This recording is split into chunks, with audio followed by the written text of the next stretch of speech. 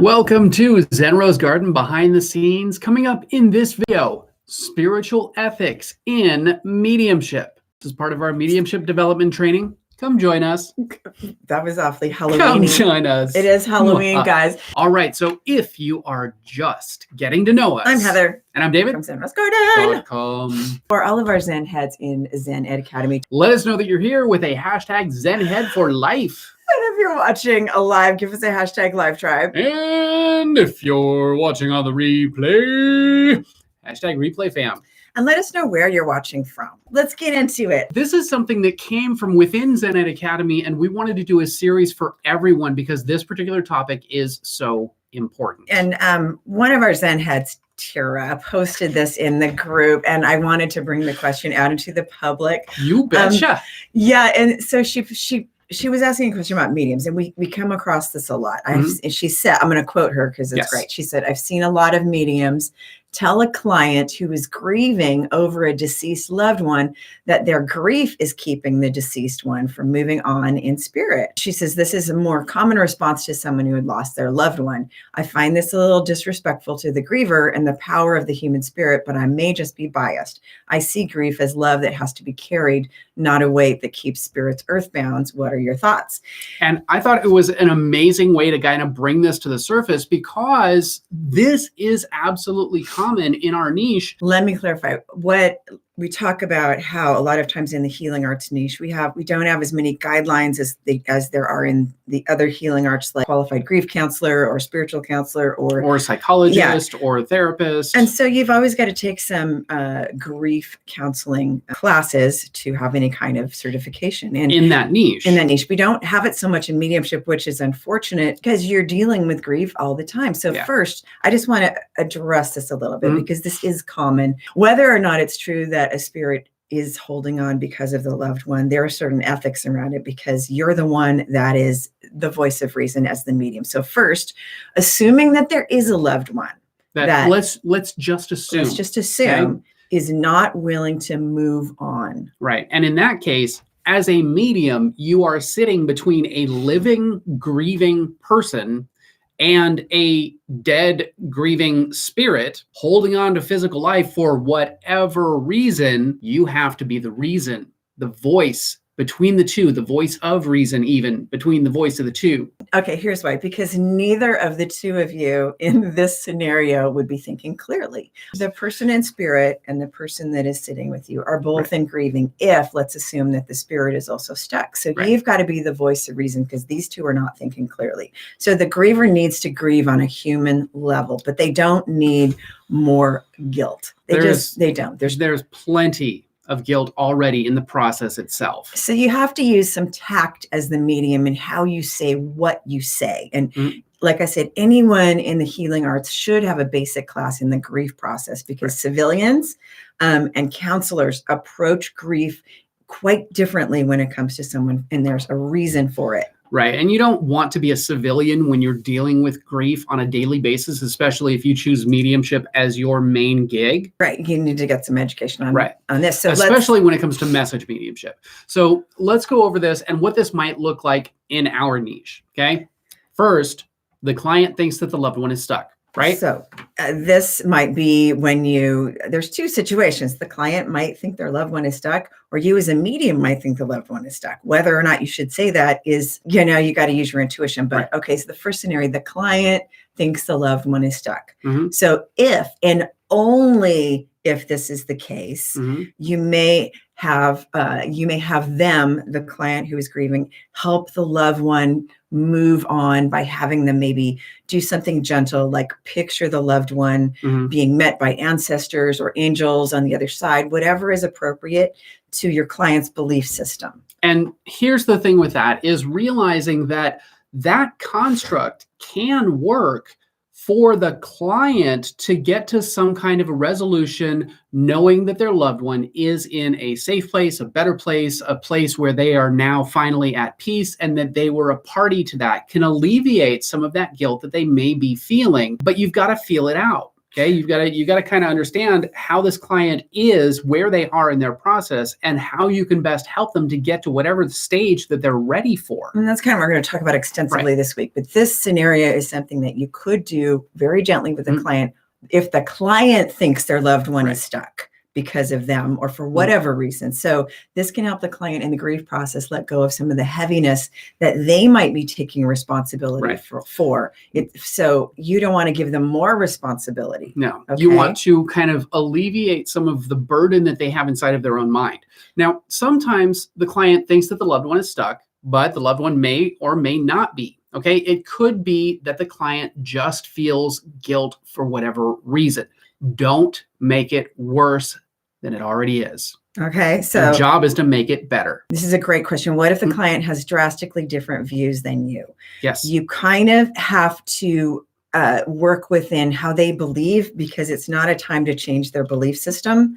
It's never a time to change their belief system. Yeah, it's never a time. You have to kind of see how they see the afterworld, how they see you have to kind of go with them. Work within that client's constructs and belief systems, because they're the one that already inside of their head has an idea. There's some part inside of their head that has an idea of what they need and how they need it. Work within that. Don't try to overlay your belief system. Don't work within your constructs and exclude the client, because you're just basically creating a rift instead of more rapport. Okay. Right. And then Albert says, how do you help convince someone who struggles with atheism embrace the continuance of life after physical death? Continuance is sort of a potty problem, not an afterlife problem. So that's incontinence. With atheism, there's a lot of different kinds of atheists. There are many atheists who believe in the continuance of life after death. And here's the thing that I'm going to address here with this particular one is that you are not there to convince anybody of a belief system. Well, so yeah, that's the thing is our spiritual journeys are our spiritual journeys. And if someone who is an atheist who does not believe in life after death, they got to go through their own dark night of the soul and their spiritual awakening, whatever is right for them. And my question in that perspective is, what are they doing going to a medium then? Right. So that wouldn't even apply. So, but there are many atheists who believe in life after death. So there's atheists come in all sorts of colors. So it just really depends. Oh, my dad. Okay. So, that's a tricky one, because everybody believes the way that they believe, and forcing is never great. Maybe the sharing your own beliefs, and that's the best way to have a conversation. Right. But it's not about here's what I think you should believe. Right. Right. And just kind of open up a conversation if they're ready for that. And if they're not, then don't worry about it. You're not there to convince or save their idea of life after death. If they need to believe in nothing, it's okay for them to believe in nothing. That's their journey. Yeah, you don't have to make it your journey. And then Wild Magic says, such as they are burning in hell. Okay, again, working within that client's belief system. If they're burning in hell, what can they do, or who might come and rescue them, save them, whatever it is, if they're ready for that? Maybe they still need to believe that their loved one is burning in hell. These are great questions. And I think through this week, I want to address some of those, because I'd like to hear more about that, because these are all different things some of these you might not come up against in a mediumship reading. Right. Now, if you as the medium thinks that maybe the loved one in spirit feels like they are holding on, don't put this on the client. Do not put this on the client. Use some other tactic like the one that we just gave you if you want to help the spirit move on, but do not insinuate that the client's grief is holding them there. Because then you're going to put undue pressure on the client to bury the grief before the grief has run its course. And I think Wild Magic with a dude, such as they are burning in hell, like if a client thinks the loved one is burning in hell, then you kind of have an idea of where the client is. Probably the client is projecting their own fear, their own anger, their own resentment, their own guilt even. Yeah. So when you hear something like that from a client who's in a mediumship reading, you'll be able to kind of tell where they are in their grieving process. Right. That may not be where their loved one is at all. Their loved one might be fine. Not clients per se, but they know I do this stuff. And maybe they think that you're burning in hell. So I don't know, but that's a whole different, That's a whole different topic. Right. So here's what's happening. Here is why this is extremely important, because you might be suggesting a scenario to a person who is already in trauma. They are highly suggestible at this point. In trauma, the human mind goes into a natural state of semi-hypnosis, so they are more suggestible to whatever you might be putting down. You could create a new belief that can turn into all sorts of new undesirable beliefs for a grieving person inside of their head. Right. So you can cause more damage. So believe me, it has the potential to get really jumbled in the mind of the griever. Do not complicate it more. And that being said, all of that being said, Right. There's always an exception to the rule, but you have to very much use your intuition. Right. And really have your finger on the pulse of where the client is in their grieving process, which, like I said, this whole week, we're going to go through what the grieving process looks like in relation to mediumship, not just the 5 stages of grief, but in relation to what you might do. And I'm going to address Wild Magic with a Dude. It sounds like what you're talking about, people that just want to be contentious, swipe left, be done, move on. They don't want to learn anything from you. Do not waste your energy with people who are trying to be contentious with you. You need to put that energy towards something positive for someone that needs help, wants help, and wants to grow. Period. People that want your stuff. Don't waste energy on people that want to slap them. waste their resources. If you want to waste the resources slapping them, go ahead. Or you okay, I get it. Anyway, this issue comes up so often with message mediumship, especially and especially in private messaging sessions, that we hear about it time and time again.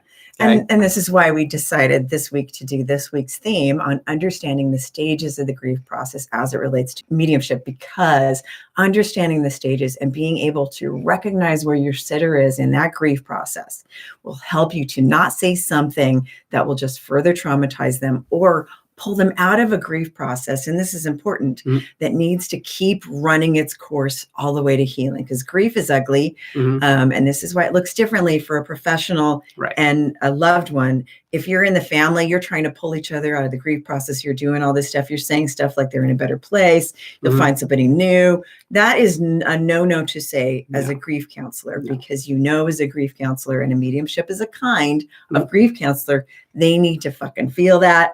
And it's got to hurt. And it's got to hurt. And they've got to get through the emotions that are there so that they can come out healthier on the other side of it. And that has to do with you having the stamina and the stoicism in a way. And the wherewithal. To hold space for that grief. Yes.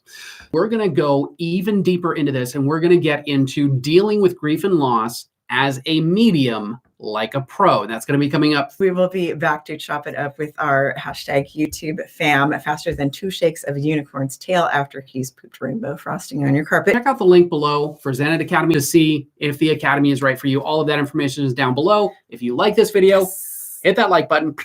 And if you have any insider stuff that you want to know or burning questions, let us know in the comments. Drop them in the comments. Yes. And for more live hangouts, behind the scenes secrets, and mind hacking pro tips, be sure to subscribe and click the bell to turn notifications on, so you're the first to know when we drop a new video or go live. And we know that time is a valuable and precious resource, and the fact that you guys have chosen to spend that with us, we absolutely honor and appreciate that. But most importantly, that you're here to level up your skills and be a pro like a boss. Be a pro like a boss. Absolutely. That's not redundant at all. Not even redundant at all, ever. In the history of ever. Anyway, thank you guys for watching, and we'll see you in the next video. We'll see you in the next video, guys. Bye-bye.